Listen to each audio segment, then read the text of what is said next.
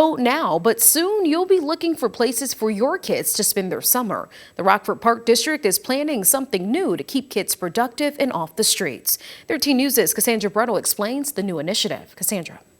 Brittany, it takes a village to raise a child, but according to city leaders, Rockford needs to improve its supportive resources to reach kids before they resort to bad behavior. That's why the city and the Park District are taking a new approach through summer camp.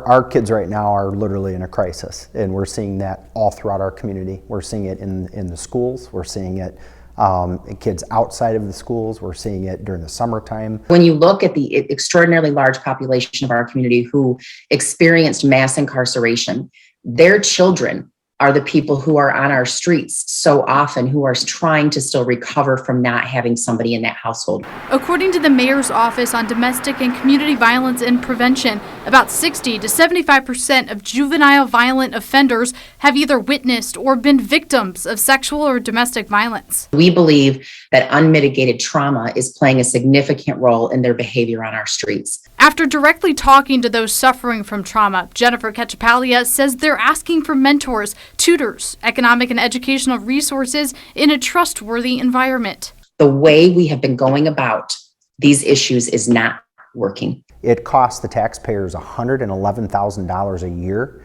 for one child in local juvenile detention center, as compared to working with the city and putting $30,000 up front. That's why, with the help of $30,000 from the city, the Rockford Park District will deploy an 8-week summer camp program for those ages 5 to 15 to bring resources directly to those who need it. We're going to work with the city, and we're going to look at stats. We're going to look at juvenile delinquency, high juvenile crime stats, and we're going to literally inject Park District programs into those areas. But it doesn't stop there. The city hopes through state and federal funding, this collaborative work can continue year-round, hoping to get ahead so kids can see and choose the path of hope, acceptance, and opportunity rather than a path of crime.